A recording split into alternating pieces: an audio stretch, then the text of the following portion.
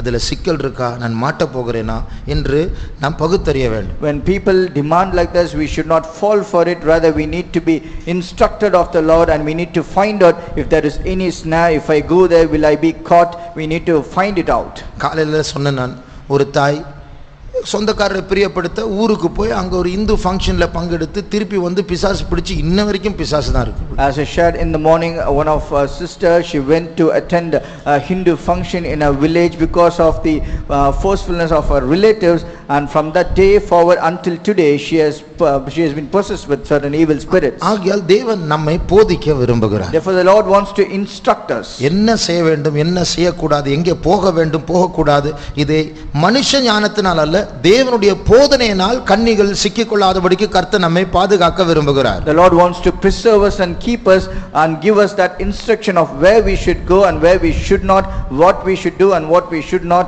not according to humanly wisdom but according to God's instruction. அதற்கேற்ற ஒரு அபிஷேகத்தை ஞாயிற்றுக்கிழமை நாம் பெற்றுக்கொண்டோம். We have already received a relevant anointing for that on Sunday. ஒரு கால அளவு நாம் அதை பெற்றுக்கொண்டே இருக்க வேண்டும். But for a time period we need to keep on receiving this anointing. அந்த ஞானம் வேண்டும் என்று சொல்லுகிற கரங்களை உயர்த்துவோம். Those who say we need this wisdom, please put up your hands. இது வேற யாரும் தர முடியாது, கர்த்தருடைய ஆவியானவர் நமக்கு தர போகிறார். None else shall give this, only the Holy Spirit of God can give this to us. அந்தந்த நேரத்திற்கு ஞானமுள்ள போதனையை பெற்றுக்கொண்டு அந்த காரியத்தின்படி செய்தால் நாம் நம்முடைய பெரிய பிரச்சனைகளை தவிர்க்கலாம். When we receive a relevant wisdom according to our times and situations, we might escape great snares. அந்த நேரத்தில் ஒரு சொப்பனத்தை கர்த்தர் தருவார். The Lord might speak to us through a dream. அந்த நேரத்தில் ஒரு ஞாபகத்தை கர்த்தர் தருவார். The Lord might suddenly give us an understanding or a thought. பெரிய பிரச்சனை தவிர்க்கலாம். We might escape from a great problem. சமீபத்தில் ஒரு வாலிப பிள்ளை அவளுடைய அனுபவத்தை சொன்னாள். Recently a young girl shared her experience. அவளுடைய பெற்றோர் ரட்சிக்கப்படவில்லை. Parents are not saved. அப்போ இப்படிப்பட்ட நேரத்தில் ஒரு கிறிஸ்டியன் மேரேஜ் பண்ணினால் நலமா இருக்கும் என்று அவள் யோசித்தாள். And she thought if at such a juncture, if she will go into a Christian marriage, that will be good for her. ஆனா வீட்டில் தடை. But there is a hindrance in her family. திடீரென்று ஒரு ப்ரொபோசல் வந்தது, ஒரு Christian பையன். Suddenly a proposal came from a Christian boy. பரவாயில்ல, கர்த்தரின் ஜெபத்தை கேட்டார். She thought God has heard my prayer. அப்போ அவ அதுக்கு முந்தின வாரம் அவ வேற ஒரு கல்யாணத்துக்கு போய் அங்க அந்த பெண் போட்டிருக்கிறதான ஒரு ப்ளூ கலர் ட்ரெஸ் ரொம்ப அட்ராக்டிவ், அது ஃபோட்டோ எடுத்து அது நெட்டில் சர்ச் பண்ணி அந்த ப்ளூ ட்ரெஸ்ஸை நானும் வாங்கி என் கல்யாணத்துக்கு போடணும், இப்போ ப்ரொபோசல் வந்துருச்சு என்று எல்லாம் பிளான் போட ஆரம்பித்தார். She started planning for a marriage, and a week prior to what she saw in her before the answer of her prayer, she went to a marriage where she saw the bride wearing a blue color attractive dress. She took a photograph, went and searched it in the internet, and she also wanted to purchase that to wear it on her own wedding. ராத்திரி ஒரு சொப்பனம். At that night she had a vision. ஒரு ட்ரெயின்ல வந்து கொண்டிருக்கிறார். She's traveling in a train. அந்த train ஒரு ஸ்டேஷன்ல நிக்குது. And the train stopped in a station. அந்த ட்ரெயின்ல இறங்கி அடுத்த ட்ரெயினை பிடித்து போக வேண்டும். And she has to get down from that train and she has to catch another train to proceed. அந்த ட்ரெயினை பிடிக்கிறதுக்கு முன்ன அந்த train கிளம்பிடுச்சு. Before catching the next train, the train departed. சத்தம் போட்டு எப்படியோ ஏறணும்னு ட்ரை பண்றார். வாசல்ல எல்லாம் ஆட்கள் நிக்கறாங்க, ஏற முடியல. She is shouting louder and she is trying to get into that somehow, but the train is overcrowded. She is unable to get in. அப்போ அதோட அர்த்தம் என்ன என்று அவள் கேட்டாள். She asked, what is the meaning of this? அப்ப நான் சொன்னேன், ஃபர்ஸ்ட் வந்த ட்ரெயின் இதுவரைக்கும் உன்னுடைய வாழ்க்கை, இரண்டாவது ட்ரெயின் இனிமேல் உன்னுடைய வாழ்க்கை. The first train by which you came is the life hitherto, and the next train is the life which you are going to do henceforth. அதிலிருந்து அவளுக்கு கிடைச்ச செய்தி என்ன தெரியுமா? From that she got a message. அந்த ட்ரீம்ல, அந்த சொப்பனத்துல அவ ப்ளூ Dress போட்டுட்டு இருந்தாள். In that dream she was wearing a blue dress. அதன் அர்த்தம், இந்த காரியம் உனக்கு வாய்க்காது, சரியில்லை, இது உனக்கு செட் ஆகாது அப்படின்னு ஆண்டவர் கிளியரா ட்ரெயினை ஏறி ப்ளூ Dress போட்டு போக பார்க்குறா. அது நடக்கல. She is wearing a blue dress to catch the next train. It was not possible, by which God clearly spoke to us saying, this matter will not come to pass. அப்போ ஆண்டவர் கிளியரா அது அப்படியே ஒருவேளை அவ ஃபோர்ஸ் பண்ணி போயிருந்தா அது கன்னியா மாறி இருக்கும். Rather, if she would have forced herself to go into that, it would have become a snare for her. நம்முடைய கண்களை மூடுவோம். Let's close our eyes. நம்முடைய பாதையும் கர்த்தர் நடத்த வேண்டும். The Lord should lead us in our path. நம்முடைய சொந்த ஞானத்துல இதெல்லாம் பகுத்தறிய முடியாது.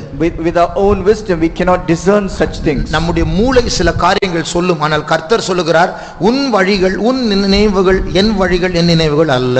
Our brains will teach us something, but the Lord clearly says, your thoughts are not my thoughts and your ways are not my ways. நாளைக்கு என்ன நடக்க போகுது நம்முடைய மூளைக்கு தெரியாது. We brains do not know what will happen to us tomorrow. ஆகையால் கர்த்தர் நம்மை நம்முடைய குடும்பங்களை கைப்பிடிக்க வேண்டும். The Lord should catch hold of our hands and of our family. நம்முடைய எதிர்காலத்தை கர்த்தர் நடத்த வேண்டும். The Lord should take care of our future. அதற்கேற்ற ஞானத்தையும் ஆலோசனையும் கர்த்தர் தர வேண்டும். God should give relevant knowledge and counsel from him. அந்த ஞானத்தின் ஆவிக்காக கொஞ்ச நேரம் நம்முடைய கரங்களை உயர்த்தி கர்த்தரை ஸ்தோத்திரம் பண்ண போகிறோம். For that spirit of wisdom we are going to put up our hands and we have to praise God for some time. ஸ்தோத்திரம் பண்ணிக்கொண்டே இருங்கள். கர்த்தர் உங்களோடும் சொப்பனங்கள் மூலமாய் பேசுவார். Keep on praising. The Lord will also speak to you through dreams. காலை கண்ணியில் வைக்கக்கூடிய அந்த நேரத்தில் சமயத்திற்கேற்ற சகாயர் அவர் வெளிப்பட்டு அந்த கண்ணிலை விடாதபடிக்கு கர்த்தர் பாதுகாப்பார். When the snare is kept on your way, the Lord will appear to you as a present help and he will help you not to fall for that snare. ஸ்தோத்திரம் பண்ணுவோம். Let's praise. ஸ்தோத்திரம் இயேசுப்பா. ஞானத்தை தாரும் இயேசுவே. உம்மை நம்பி வந்திருக்கிறோம் இயேசுவே. கிருபையை தாரும் இயேசுவே. ஸ்தோத்திரம் இயேசுப்பா. ஸ்தோத்திரம் இயேசுப்பா. ஸ்தோத்திரம் இயேசுப்பா. கிருபை தாரும் இயேசுவே. ஞானம் வேண்டும் இயேசுவே. நீர் எங்களுக்கு போதித்து நாங்கள் நடக்க வேண்டிய வழியை நீர் எங்களுக்கு காண்பியும் ஆசீர்வதியும் இயேசுவே. தீகா சமனராதுரா பலப்படுத்தும் இயேசுவே. Thank you Lord. Thank you Lord. கிருபை தாரும் இயேசுவே. சுத்திகரியும் இயேசுவே. உமது நோக்கத்தின்படி நடத்தும்படி மகிமையை காணும் இயேசுவே. Jesus. Thank you Savior. Thank you Savior. Jesus. அப்பா எங்களை பலப்படுத்தும். அப்பா எங்களை பலப்படுத்தும் இயேசுவே. Thank you Lord. ஸ்தோத்திரம் இயேசுவே. ஸ்தோத்திரம் இயேசுவே. ஸ்தோத்திரம் பரிசுத்தரே. எங்களை பாதுகாக்க வேண்டும் எங்கள் பரிசுத்தரே. எங்களை ஆசீர்வதியும். நிரபலகரமக ஷபகதிதமகரமானியாத்ரே. Thank you Jesus. Yes, praise Jesus. Thank you Jesus. Praise.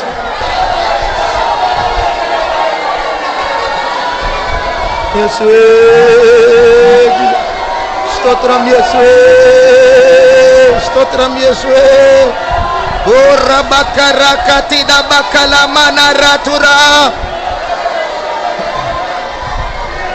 Thank you Lord. Thank you Lord. Thank you. இயேசுவே இயேசுவே பலப்படுத்தும் இயேசுவே. இயேசுவே ஸ்தோத்திரம் இயேசுவே. ஸ்தோத்திரம். Thank you Lord. Thank you Lord. இயேசுவே. Jesus. Thank you Lord. urabaka shabakatida karabankalatuda. இயேசுவே. ஓ ரபகரபகதித பகரபகதித. Jesus. Jesus. O ரபகரபனராதுதா கராதுரா.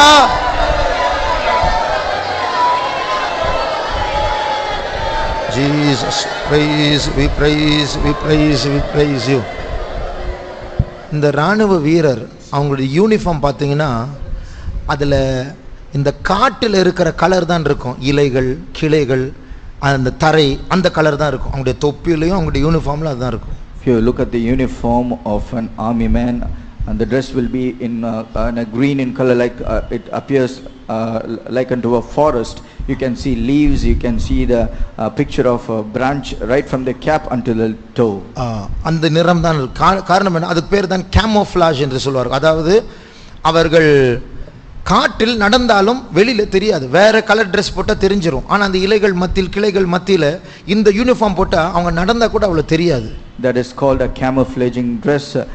Because if an enemy wants to look at them, they cannot find them out because they will also appear equal to the trees and the leaves of the forest. இதே போல பிசாசு நமக்கா ஒரு கண்ணியை வைக்கும்போது, likewise when Satan keeps a snare for us, அது சாதாரணமா தான் இருக்கும். அது கேமோஃப்ளாஜ் நம்முடைய நாட்டு ஒரு நாளினுடைய புரோகிராம்ல மறைஞ்சிருக்கும். அது